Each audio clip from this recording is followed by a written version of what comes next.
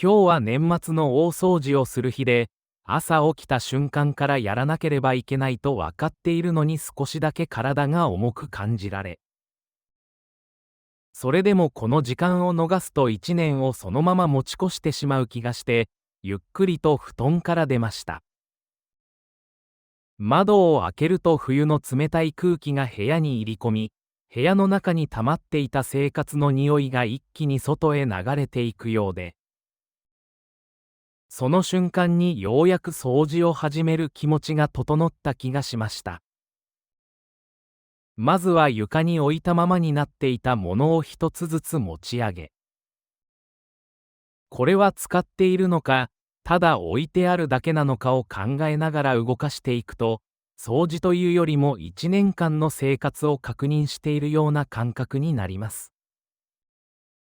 書類やメモ、レシートをまとめていると、こんなこともあったなと思い出すものが出てきて、手が止まりそうになりますが、その度に今は振り返る時間じゃないと自分に言い聞かせながら作業を続けました。日本では年末に大掃除をする習慣がありますが、それはただ部屋をきれいにするためではなく、1年分の汚れや気持ちをここで区切るためなのだと、掃除をしながら改めて感じます。キッチンの棚を開けると、使わなくなった調味料や賞味期限が切れたものがいくつも出てきて、いつか使うだろうと思って残していたものが、結局、そのまま1年を過ごしてしまったことに気づきました。それらを思い切って処分すると少しもったいない気持ちと同時に、棚の中がすっきりした安心感があり、空間が空くと気持ちまで軽くなるのが不思議です。掃除機をかけながら、家具の下や部屋の角に溜まったほこりを見ると、ここにも自分があまり目を向けてこなかった時間が積もっていたのだと思えてきます。雑巾で机を拭いていると、仕事で使った跡や小さな傷が目に入り、その一つ一つが今年の生活の痕跡のように見えて、ただ消すのではなく、静かに認めてから拭き取るような気持ちになりました。途中で少し疲れて椅子に座り、部屋を見渡すと、まだ完全に片付いていないのに、朝よりも確実に空気が変わっていることがわかり、その変化が作業を続ける力になってくれます。大掃除は一気にやるものだと分かっていても、実際には思った以上に時間がかかり、体も疲れますが、そのゆっくりした時間があるからこそ、1年をちゃんと終わらせている感覚が生まれるのだと思います。窓を拭きながら外を見ると、街はいつもより静かで、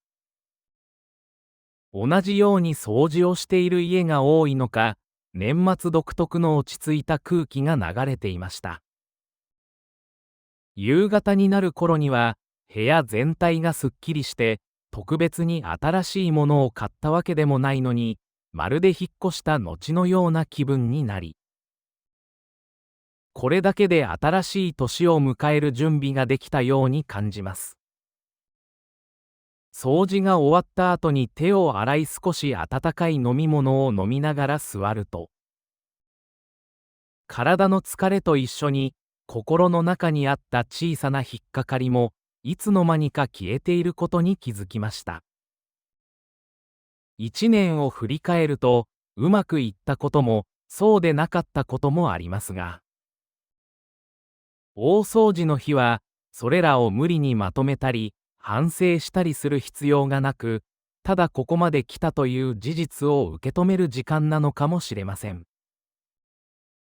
部屋がきれいになることで、新しい年に何か特別な目標を立てなくても、とりあえず前に進めそうだと思えるのが、年末の大掃除の一番の効果だと感じました。年末の大掃除で1年を片付ける日は、きれいな部屋を作る日であると同時に、気持ちに区切りをつける日でもあり、静かに新しい年へ向かうための準備の時間でした。また来年も同じように、この一日を迎えられるように、日々の生活を積み重ねていこうと思います。今日は大晦日の夜で、外はいつもより静かですが、その静けさの中に今年が終わるという特別な空気が混ざっていて、何もしなくても時間がゆっくり流れているように感じられました。昼間のうちに買っておいたそばを台所に出し、特別な料理を作るわけではないのに、なぜかいつもより丁寧に準備しようという気持ちになり、一年の最後だからという理由だけで、動きが少し落ち着いていきます。年越しそばは、長く生きられるようにとか、今年の苦労を切るためだとか、いろいろな意味があると聞きますが、実際にはその意味を強く意識するよりも、この時間にそばを食べるという行為そのものが、日本の年末を感じさせてくれるように思います。鍋にお湯を沸かしながらテレビをつけると、年末らしい番組が流れていて、賑やかな映像と今の部屋の静けさの差が少し不思議に感じられました。そばを茹でている間、時計を見るとまだ少し時間があり、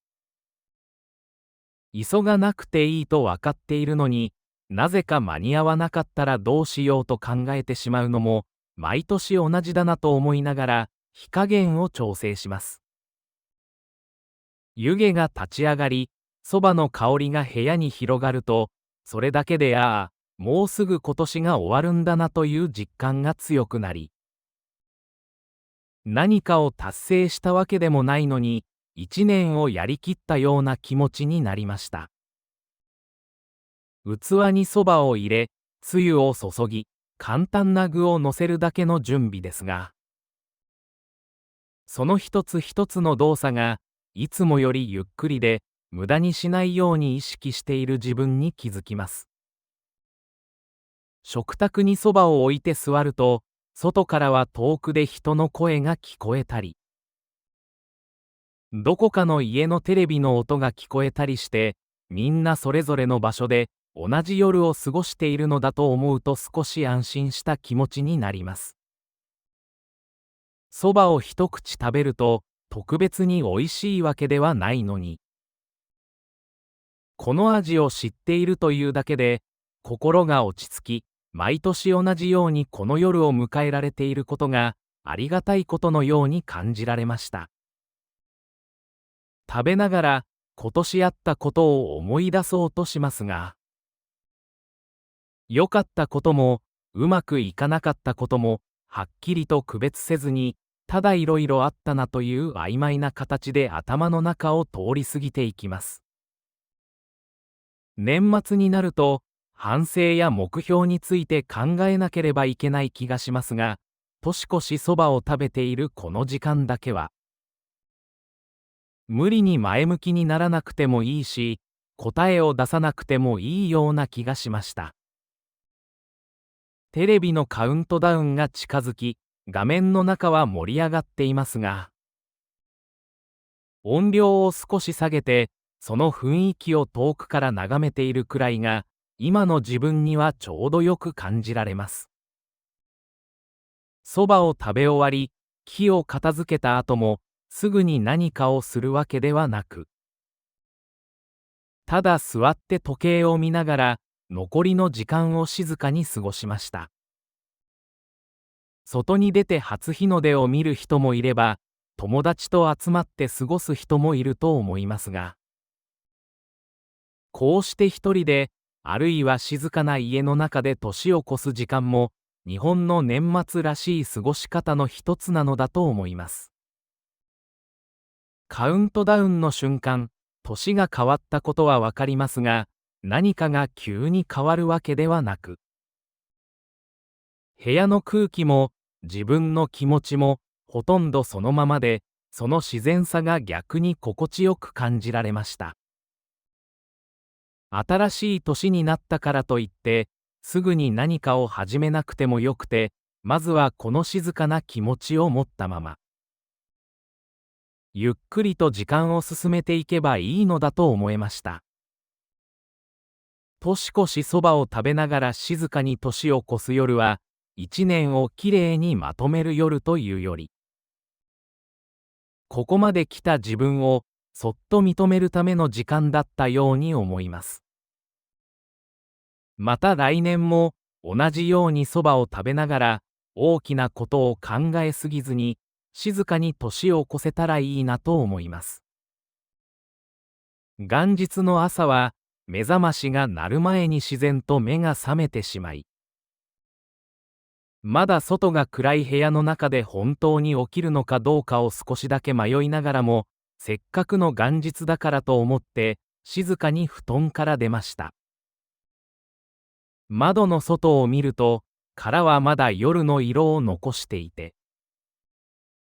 街も普段よりずっと静かで、この時間に起きている人は少ないのだろうなと感じながら、ゆっくりと身支度を整えました。コートを着て外に出ると、空気は冷たく、息を吸うたびに胸の奥が少し引き締まるような感覚があり、その冷たさが逆に新しい年が始まったという実感をはっきりさせてくれます。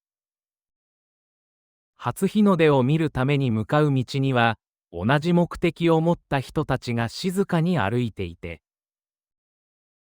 会話は少ないのになぜか同じ時間を共有している安心感のようなものがありました。空は少しずつ色を変え始め、黒に近かった夜の色が青や紫に変わっていくのを見ていると、時間が目に見える形で進んでいるように感じられます。立ち止まって空を見上げていると、寒さを感じながらも不思議と心は落ち着いていて、この時間に何かを考えなければいけないという気持ちはあまりありませんでした。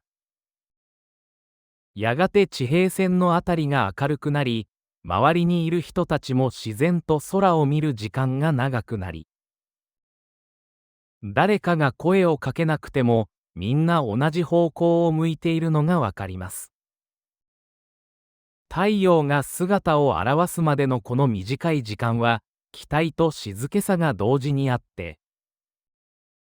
何か特別なことが起こるのを待っているというより、ただその瞬間を逃がさないようにしている感覚に近いように思いました。少しずつ太陽が見え始めると、殻の色が一気に変わり、周りの景色もはっきりと見えるようになって、その変化の速さに自然の力の大きさを感じます。初日の出を見た瞬間、思わず手を合わせたり、写真を撮ったりする人もいましたが、自分はただその光を静かに見ていて、言葉にしなくても十分だと思える時間でした。新しい年の最初に見る太陽だからといって、何か特別な意味を考えなくても、ただ今日が始まったという事実だけで、この時間は成立しているように感じられました。周りを見ると、家族で来ている人、友達同士の人、一人で来ている人など、過ごし方はそれぞれですが、初日の出を前にすると、その違いはあまり重要ではなくなっているように思います。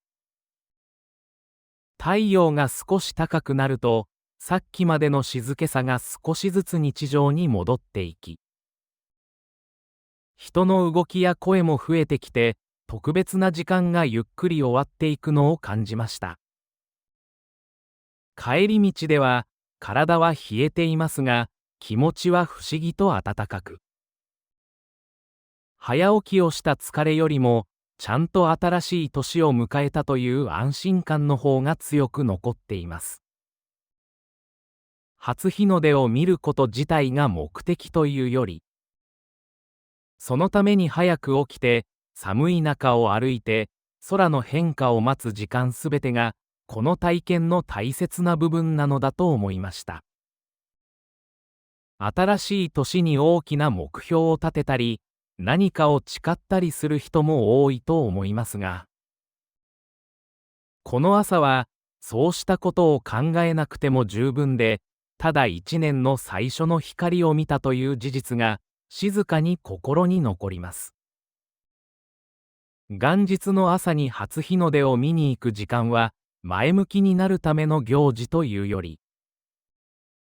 新しい年が始まったことを体で受け止めるための時間だったように思います。また来年も同じように少し早く起きて、寒さに耐えながら空を見上げることで、静かに一年を始められたらいいなと思います。今日は元日を少し過ぎた頃に初詣へ行きましたが、特別なお願い事を強く考えていたわけではなく、ただ年の初めにこの空気の中を歩いてみたいという気持ちが、自然と体を外へ向かわせました。神社へ向かう道には人が多く、普段なら少し疲れてしまいそうな混雑なのに、この日だけは不思議と落ち着いて見えて、みんな同じ目的でここに集まっているのだと思うと、歩く速度も気持ちも自然とゆっくりになっていきます。鳥居の前に立つと、街の音が少し遠くなり、ほんの数歩中に入っただけなのに、空気が変わったように感じられ、その変化が初詣という行事の一番わかりやすい特徴なのかもしれないと思いました。手水屋で手を洗い、冷たい水に触れた瞬間、眠っていた感覚が一気に目を覚まし、この一年を新しい状態で始めるためのささやかな区切りのように感じられました。参道を歩きながら周りを見ると、家族連れや友達同士、一人で来ている人など様々で、服装も年齢も違うのに、この場所ではその違いがあまり気にならず、ただいまここにいるという共通点だけが強く残ります。本殿の前に近づくにつれて、人の流れはゆっくりになり、自然と会話も少なくなっていき、その静けさがこの場所に対する無意識の敬意のように感じられました。いざ順番が来て手を合わせたとき、何をお願いしようかと一瞬考えましたが、具体的な言葉はすぐに浮かばず、結局今年もここに来られましたという気持ちだけが静かに残りました。初詣というと、願い事をする行事だと思われがちですが、実際にはお願いをはっきり言葉にしなくても、この場所に立っている時間そのものがもう十分意味を持っているように感じます。手を合わせた後少し後ろに下がりながら振り返ると、同じように静かに頭を下げている人たちの姿が見えて、その光景がとても日本らしく、説明がなくても伝わる文化の形だと思いました。境内を歩いていると、屋台のにぎやかな声や甘い匂いが流れてきて、神聖さと日常の楽しさが同じ場所に自然に存在していることに、日本の行事らしさを感じます。おみくじを引く人たちの表情を見ていると、結果に一喜一憂しながらも、どこか楽しそうで、未来を真剣に考えすぎずに受け止めている様子が印象的でした。自分はおみくじを引かずに少し離れた場所で、木々や空を眺めながら立ち止まり、この神社の中を流れている時間そのものを感じてみることにしました。風が吹いて木の枝が揺れ、遠くで鈴の音が聞こえ、人の足音が重なっていくその空気の中にいると、何かをお願いするよりも、ここにいることの方が大切に思えてきます。一年の始まりに、こうして少し立ち止まる時間があるだけで、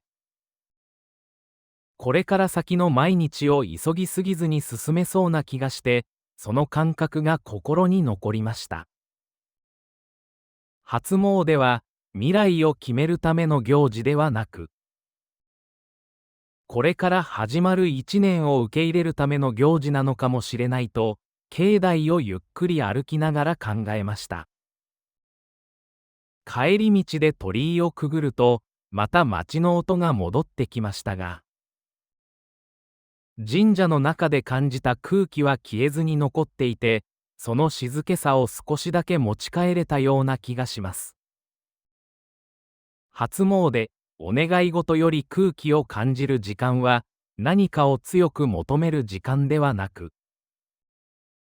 今ここにいる自分を静かに確認するための時間だったように思います。また一年が進んで忙しくなった時には、この日の空気を思い出しながら少し立ち止まって呼吸を整えていきたいと思います。お正月に実家へ帰ると、特別な予定があるわけでもないのに、なぜか一日が自然とゆっくり始まり、目が覚めた時から今日は何もしなくていい日だと体が理解しているような感覚になります。朝起きてリビングへ行くと、テレビはすでについていて、お正月らしい番組が流れていますが、誰かが真剣に見ているわけでもなく、ただ音としてそこにあるだけで、その曖昧さが実家のお正月らしい空気を作っていました。テーブルの上には前日の料理が少し残っていて、朝ごはんとも昼ごはんとも言えない時間に、それをつまみながら過ごすのが、毎年ほとんど変わらない流れになっています。実家では、時計を見る回数が自然と減り、今が何時なのかよりも、まだ午前中だなとかもう夕方っぽいな。といった感覚的な時間で一日が進んでいきます。こたつに入って座ると、体が一気に力を抜いてしまい、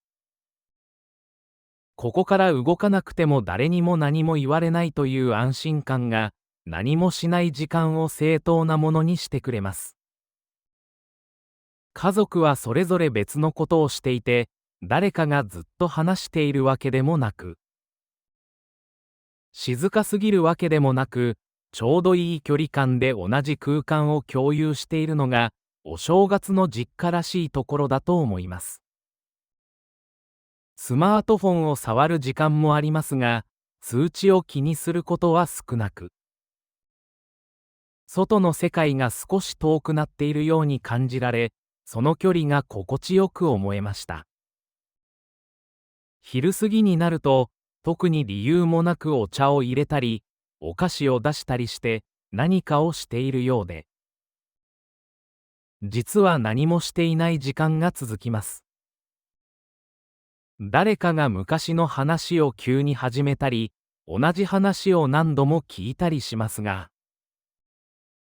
それを止める人はいなくて、その繰り返しも含めて、この時間が成り立っているのだと思いました。外は寒いはずなのに、実家の中は暖かく、天気のことを気にする必要もなく、ただこの空間の中で時間が過ぎていくのを受け入れている感覚があります。夕方になると、いつの間にか少し眠くなってきて、こたつの中で目を閉じる時間が増えますが、寝てしまっても問題ないという安心感があり、そのままうとうとしてしまいました。目を開けると、もう外は暗くなっていて、今日は何をしたのだろうと考えてみても、はっきりした答えは出てきませんが、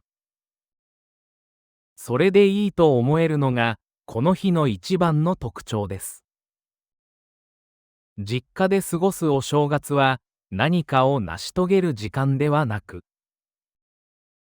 何者でもない自分でいられる時間で、その感覚が一年の始まりにはとても大切なのだと感じました。普段の生活では予定を立てたり、成果を考えたりすることが多いですが、この日はそうしたことから一度離れて、ただ存在しているだけで許される時間が流れています。夜になり、また食卓を囲んで簡単な食事をしながら、昼間と同じような会話をしていると、この一日が始まった時から、ほとんど何も変わっていないことに気づきました。それでも、不思議と心は満たされていて、何もしなかったことに対する後ろめたさはなく、今日はこれで十分だったという感覚が静かに残っています。お正月に実家で何もしない日は、休むための日というより、自分を元の形に戻すための日で、一年を始める前に心を整える時間だったように思います。また忙しい日常に戻っても、この何もしなかった一日の感覚を思い出しながら、時々力を抜くことを忘れずに過ごしていきたいと思います。年始の数日は、街もまだ完全には動き出していなくて、どこか時間が止まったような空気が残っており、その静けさに背中を押されるようにして、一人でゆっくり考える時間を持つことにしました。朝は目覚ましをかけずに起き、窓から入ってくる少し柔らかい冬の光を眺めながら、今日一日をどう使うかを決めなくてもいいという安心感の中で、ゆっくりと体を起こしました。お正月らしい賑やかな雰囲気も好きですが、年始のこの静かな時間帯は、外からの情報が少なく、自然と自分の内側に意識が向かっていく感じがして、毎年少し大切にしたくなります。温かい飲み物を用意して、机の前に座りますが、すぐに何かを書いたり、考えをまとめたりするわけではなく、ただカップから立ち上がる湯気を見ながら、頭の中を空っぽにする時間がしばらく続きました。一年のことを考えると言っても、具体的な目標や計画を最初から立てようとすると、どうしても言葉が硬くなってしまうので、まずは去年はどんな一年だったかという曖昧な問いを自分に投げかけるだけにしました。思い出そうとすると、はっきり覚えている出来事もあれば、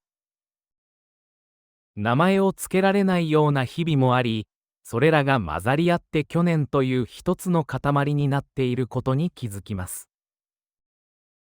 うまくいったことや楽しかったことだけでなく、迷った時間や何も進んでいないように感じた日々も思い出されますが、年始のこの時間では、それらを無理に評価しなくていいような気がしました。一人で考えていると、誰かに説明する必要がない分、言葉にならない感覚のままでも許されて、その曖昧さが逆に自分に正直でいられる理由になっているように感じます。ノートを開いてみますが、きれいな目標を書くというより、思いついた言葉をそのまま並べるような形で断片的な考えを書き留めていくと、頭の中が少しずつ整理されていきました。こうなりたいという強い願いよりも、こうありたいという小さな気持ちの方が年始にはしっくりくるようで、無理に背伸びをしない言葉が自然と出てきます。外を見ると、通りを歩く人はまだ少なく、車の音も控えめで、この街全体が少し呼吸を整えているように見えました。この静かな空気の中で考えると、新しい一年は何かを急いで始めるものではなく、少しずつ生活の中に戻っていくものなのだと感じられます。目標を立てなければいけないという気持ちが少し重く感じる年もありますが、年始のこの時間では、立てなくてもいいと自分に言ってあげることが、何より大切なのかもしれません。考え事をしているうちに、過去の自分と今の自分が思っていたよりも大きくは変わっていないことに気づき、その安定感に少し安心しました。変わらなかったことを否定するのではなく、続いているという事実として受け止めることで、新しい一年への見方も少し柔らかくなっていきます。夕方が近づく頃には、はっきりとした答えが出たわけではありませんが、心の中にあったざわざわした感じが落ち着き、このまま進んでいけばいいという感覚だけが残りました。一人で静かに考えた時間は、誰かに話すほど特別な内容ではないかもしれませんが、自分の中では確かに意味のある時間としてしっかりと残っています。年始に一人で静かに一年のことを考える時間は、未来を決めるための時間というより、今の自分の立ち位置をそっと確認するための時間だったように思います。また一年が進み、迷った時には、この静かな年始の空気を思い出しながら、少し立ち止まって自分の内側に耳を向けていきたいと思います。今日は年末の大掃除をする日で、朝起きた瞬間からやらなければいけないと分かっているのに少しだけ体が重く感じられ、それでもこの時間を逃すと一年をそのまま持ち越してしまう気がして、ゆっくりと布団から出ました。窓を開けると冬の冷たい空気が部屋に入り込み、部屋の中に溜まっていた生活の匂いが一気に外へ流れていくようで、その瞬間にようやく掃除を始める気持ちが整った気がしました。まずは床に置いたままになっていたものを一つずつ持ち上げ、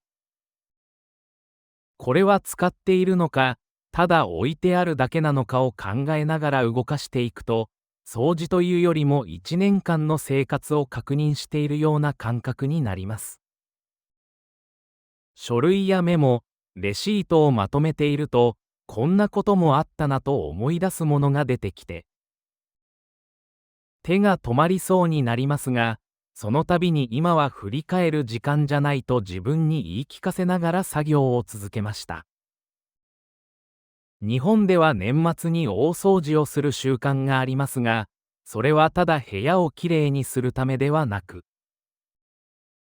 一年分の汚れや気持ちをここで区切るためなのだと、掃除をしながら改めて感じます。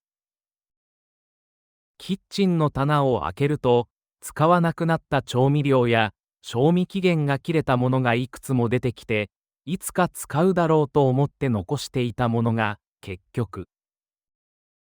そのまま一年を過ごしてしまったことに気づきました。それらを思い切って処分すると少しもったいない気持ちと同時に、棚の中がすっきりした安心感があり、空間が空くと気持ちまで軽くなるのが不思議です。掃除機をかけながら、家具の下や部屋の角に溜まったほこりを見ると、ここにも自分があまり目を向けてこなかった時間が積もっていたのだと思えてきます。雑巾で机を拭いていると、仕事で使った跡や小さな傷が目に入り、その一つ一つが今年の生活の痕跡のように見えて、ただ消すのではなく、静かに認めてから拭き取るような気持ちになりました。途中で少し疲れて椅子に座り、部屋を見渡すと、まだ完全に片付いていないのに、朝よりも確実に空気が変わっていることがわかり、その変化が作業を続ける力になってくれます。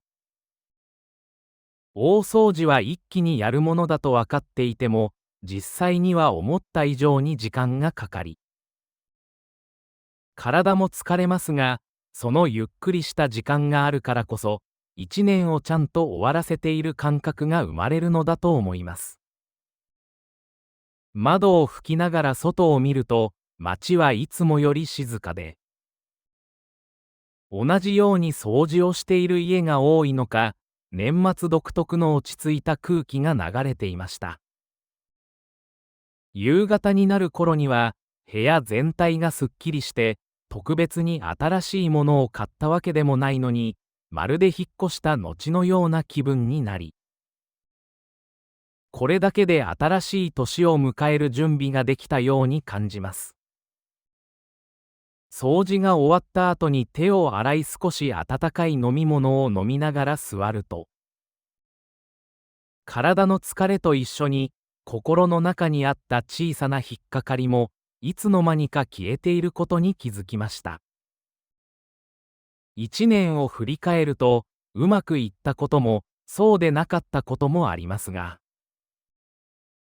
大掃除の日はそれらを無理にまとめたり反省したりする必要がなく、ただここまで来たという事実を受け止める時間なのかもしれません。部屋がきれいになることで、新しい年に何か特別な目標を立てなくても、とりあえず前に進めそうだと思えるのが、年末の大掃除の一番の効果だと感じました。年末の大掃除で一年を片付ける日は、きれいな部屋を作る日であると同時に、気持ちに区切りをつける日でもあり、静かに新しい年へ向かうための準備の時間でした。また来年も同じように、この一日を迎えられるように、日々の生活を積み重ねていこうと思います。今日は大晦日の夜で、外はいつもより静かですが、その静けさの中に今年が終わるという特別な空気が混ざっていて、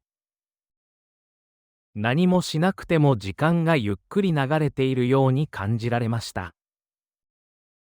昼間のうちに買っておいたそばを台所に出し、特別な料理を作るわけではないのに、なぜかいつもより丁寧に準備しようという気持ちになり、一年の最後だからという理由だけで、動きが少し落ち着いていきます。年越しそばは、長く生きられるようにとか、今年の苦労を切るためだとか、いろいろな意味があると聞きますが、実際にはその意味を強く意識するよりも、この時間にそばを食べるという行為そのものが、日本の年末を感じさせてくれるように思います。鍋にお湯を沸かしながらテレビをつけると、年末らしい番組が流れていて、賑やかな映像と今の部屋の静けさの差が少し不思議に感じられました。そばを茹でている間、時計を見るとまだ少し時間があり、急がなくていいと分かっているのに、なぜか間に合わなかったらどうしようと考えてしまうのも、毎年同じだなと思いながら、火加減を調整します。湯気が立ち上がり、そばの香りが部屋に広がると、それだけでもうすぐ今年が終わるんだなという実感が強くなり、何かを達成したわけでもないのに、一年をやりきったような気持ちになりました。器にそばを入れ、つゆを注ぎ、簡単な具をのせるだけの準備ですが、その一つ一つの動作が、いつもよりゆっくりで、無駄にしないように意識している自分に気づきます。食卓にそばを置いて座ると、外からは遠くで人の声が聞こえたり、どこかの家のテレビの音が聞こえたりして、みんなそれぞれの場所で同じ夜を過ごしているのだと思うと少し安心した気持ちになります。そばを一口食べると特別に美味しいわけではないのに、この味を知っているというだけで心が落ち着き、毎年同じようにこの夜を迎えられていることがありがたいことのように感じられました。食べながら今年あったことを思い出そうとしますが、良かったこともうまくいかなかったこともはっきりと区別せずに、ただいろいろあったなという曖昧な形で頭の中を通り過ぎていきます。年末になると、反省や目標について考えなければいけない気がしますが、年越しそばを食べているこの時間だけは、無理に前向きにならなくてもいいし、答えを出さなくてもいいような気がしました。テレビのカウントダウンが近づき、画面の中は盛り上がっていますが、音量を少し下げて、その雰囲気を遠くから眺めているくらいが、今の自分にはちょうどよく感じられます。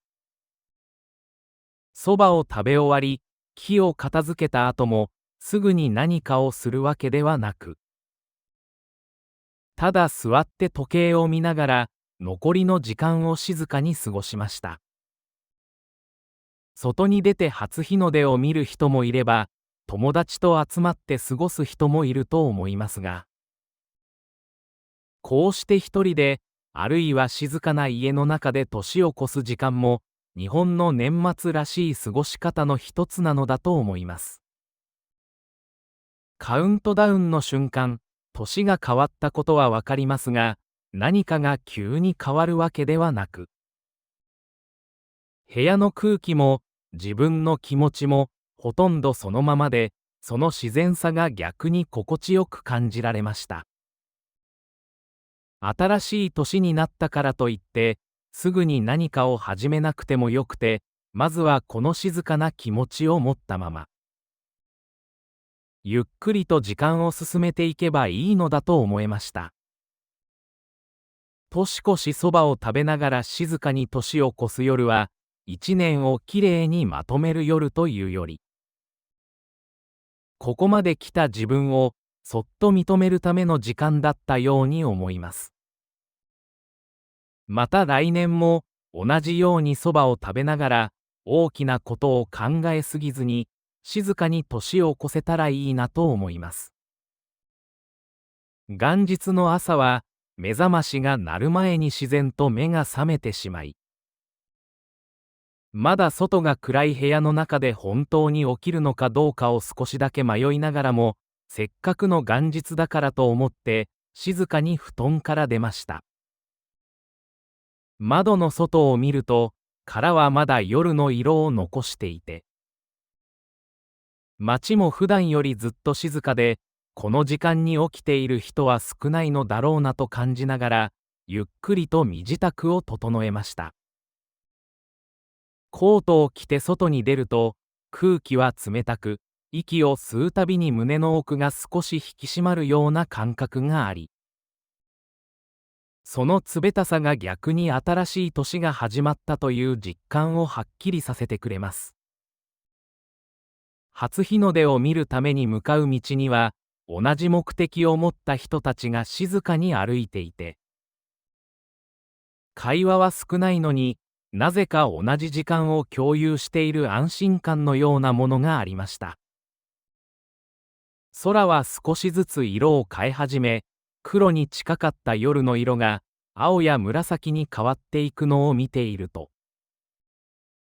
時間が目に見える形で進んでいるように感じられます。立ち止まって空を見上げていると、寒さを感じながらも不思議と心は落ち着いていて、この時間に何かを考えなければいけないという気持ちはあまりありませんでした。やがて地平線のあたりが明るくなり、周りにいる人たちも自然と空を見る時間が長くなり、誰かが声をかけなくてもみんな同じ方向を向いているのがわかります。太陽が姿を現すまでのこの短い時間は、期待と静けさが同時にあって、何か特別なことが起こるのを待っているというより、ただその瞬間を逃がさないようにしている感覚に近いように思いました。少しずつ太陽が見え始めると、殻の色が一気に変わり、周りの景色もはっきりと見えるようになって、その変化の速さに自然の力の大きさを感じます。初日の出を見た瞬間、思わず手を合わせたり、写真を撮ったりする人もいましたが、自分はただその光を静かに見ていて、言葉にしなくても十分だと思える時間でした。新しい年の最初に見る太陽だからといって、何か特別な意味を考えなくても、ただ今日が始まったという事実だけで、この時間は成立しているように感じられました。周りを見ると、家族で来ている人、友達同士の人、一人で来ている人など、過ごし方はそれぞれですが、初日の出を前にすると、その違いはあまり重要ではなくなっているように思います。太陽が少し高くなると、さっきまでの静けさが少しずつ日常に戻っていき、人の動きや声も増えてきて、特別な時間がゆっくり終わっていくのを感じました。帰り道では、体は冷えていますが、気持ちは不思議と暖かく、早起きをした疲れよりも、ちゃんと新しい年を迎えたという安心感の方が強く残っています。初日の出を見ること自体が目的というより、そのために早く起きて、寒い中を歩いて、空の変化を待つ時間すべてが、この体験の大切な部分なのだと思いました。新しい年に大きな目標を立てたり、何かを誓ったりする人も多いと思いますが、この朝はそうしたことを考えなくても十分で、ただ一年の最初の光を見たという事実が静かに心に残ります。元日の朝に初日の出を見に行く時間は前向きになるための行事というより、新しい年が始まったことを体で受け止めるための時間だったように思います。また来年も同じように少し早く起きて、寒さに耐えながら空を見上げることで、静かに一年を始められたらいいなと思います。今日は元日を少し過ぎた頃に初詣へ行きましたが、特別なお願い事を強く考えていたわけではなく、ただ年の初めにこの空気の中を歩いてみたいという気持ちが、自然と体を外へ向かわせました。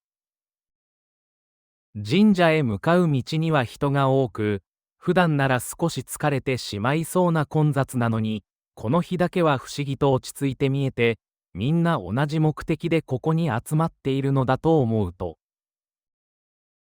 歩く速度も気持ちも自然とゆっくりになっていきます。鳥居の前に立つと、街の音が少し遠くなり、ほんの数歩中に入っただけなのに、空気が変わったように感じられ、その変化が初詣という行事の一番わかりやすい特徴なのかもしれないと思いました。手水屋で手を洗い、冷たい水に触れた瞬間、眠っていた感覚が一気に目を覚まし、この一年を新しい状態で始めるためのささやかな区切りのように感じられました。参道を歩きながら周りを見ると、家族連れや友達同士、一人で来ている人など様々で、服装も年齢も違うのに、この場所ではその違いがあまり気にならず、ただいまここにいるという共通点だけが強く残ります。本殿の前に近づくにつれて、人の流れはゆっくりになり、自然と会話も少なくなっていき、その静けさが、この場所に対する無意識の敬意のように感じられました。いざ順番が来て手を合わせたとき、何をお願いしようかと一瞬考えましたが、具体的な言葉はすぐに浮かばず、結局今年もここに来られましたという気持ちだけが静かに残りました。初詣というと、願い事をする行事だと思われがちですが、実際にはお願いをはっきり言葉にしなくても、この場所に立っている時間そのものがもう十分意味を持っているように感じます。手を合わせた後少し後ろに下がりながら振り返ると、同じように静かに頭を下げている人たちの姿が見えて、その光景がとても日本らしく、説明がなくても伝わる文化の形だと思いました。境内を歩いていると、屋台のにぎやかな声や甘い匂いが流れてきて、神聖さと日常の楽しさが同じ場所に自然に存在していることに、日本の行事らしさを感じます。おみくじを引く人たちの表情を見ていると、結果に一喜一憂しながらも、どこか楽しそうで、未来を真剣に考えすぎずに受け止めている様子が印象的でした。自分はおみくじを引かずに少し離れた場所で、木々や空を眺めながら立ち止まり、この神社の中を流れている時間そのものを感じてみることにしました。風が吹いて木の枝が揺れ、遠くで鈴の音が聞こえ、人の足音が重なっていくその空気の中にいると、何かをお願いするよりも、ここにいることの方が大切に思えてきます。一年の始まりに、こうして少し立ち止まる時間があるだけで、これから先の毎日を急ぎすぎずに進めそうな気がして、その感覚が心に残りました。初詣は未来を決めるための行事ではなく、これから始まる一年を受け入れるための行事なのかもしれないと、境内をゆっくり歩きながら考えました。帰り道で鳥居をくぐると、また街の音が戻ってきましたが、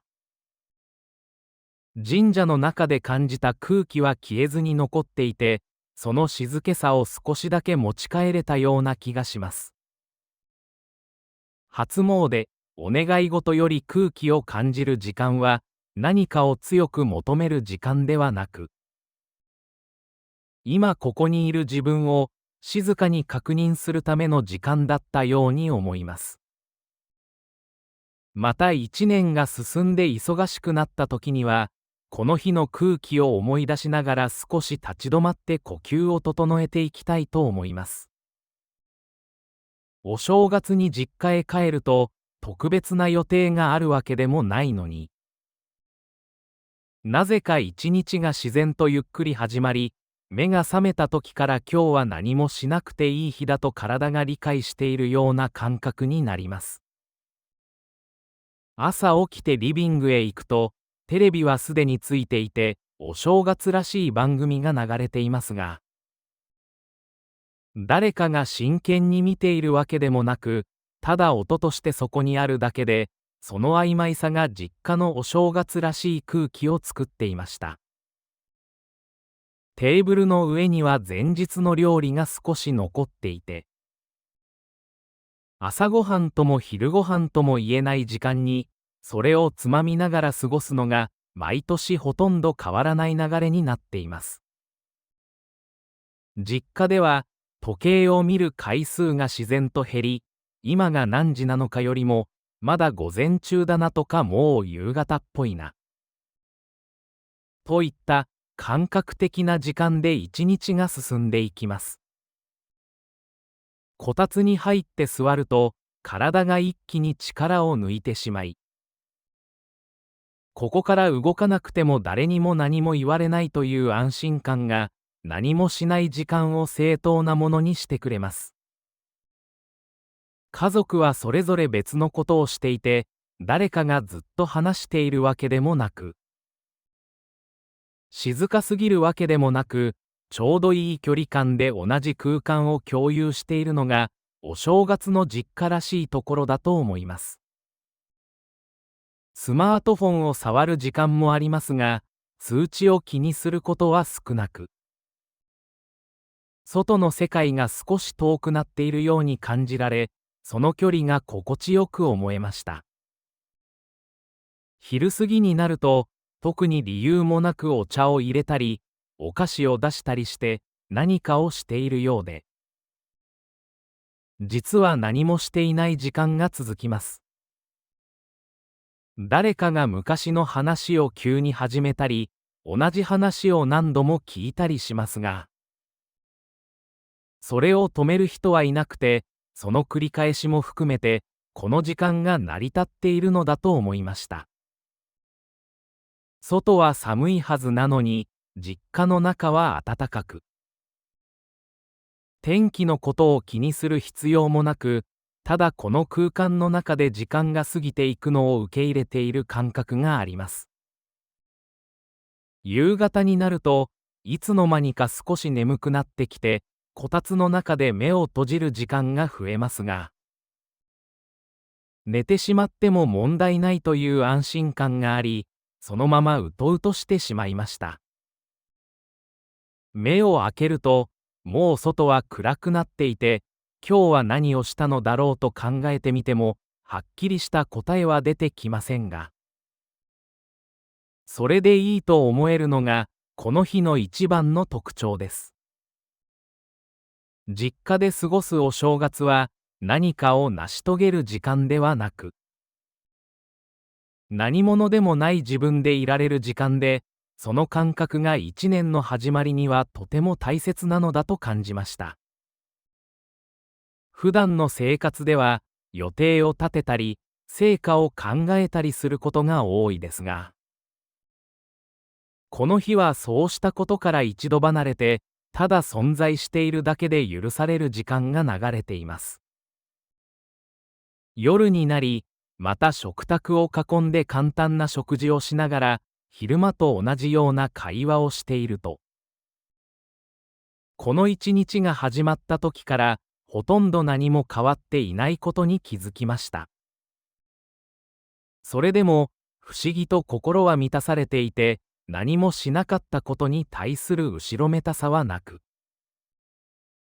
今日はこれで十分だったという感覚が静かに残っています。お正月に実家で何もしない日は、休むための日というより、自分を元の形に戻すための日で、一年を始める前に心を整える時間だったように思います。また忙しい日常に戻っても、この何もしなかった一日の感覚を思い出しながら、時々力を抜くことを忘れずに過ごしていきたいと思います。年始の数日は、街もまだ完全には動き出していなくて、どこか時間が止まったような空気が残っており、その静けさに背中を押されるようにして、一人でゆっくり考える時間を持つことにしました。朝は目覚ましをかけずに起き、窓から入ってくる少し柔らかい冬の光を眺めながら、今日一日をどう使うかを決めなくてもいいという安心感の中で、ゆっくりと体を起こしました。お正月らしい賑やかな雰囲気も好きですが、年始のこの静かな時間帯は、外からの情報が少なく、自然と自分の内側に意識が向かっていく感じがして、毎年少し大切にしたくなります。温かい飲み物を用意して、机の前に座りますが、すぐに何かを書いたり、考えをまとめたりするわけではなく、ただカップから立ち上がる湯気を見ながら、頭の中を空っぽにする時間がしばらく続きました。一年のことを考えると言っても、具体的な目標や計画を最初から立てようとすると、どうしても言葉が硬くなってしまうので、まずは去年はどんな一年だったかという曖昧な問いを自分に投げかけるだけにしました。思い出そうとすると、はっきり覚えている出来事もあれば、名前を付けられないような日々もあり、それらが混ざり合って去年という一つの塊になっていることに気づきます。うまくいったことや楽しかったことだけでなく、迷った時間や何も進んでいないように感じた日々も思い出されますが、年始のこの時間では、それらを無理に評価しなくていいような気がしました。一人で考えていると、誰かに説明する必要がない分。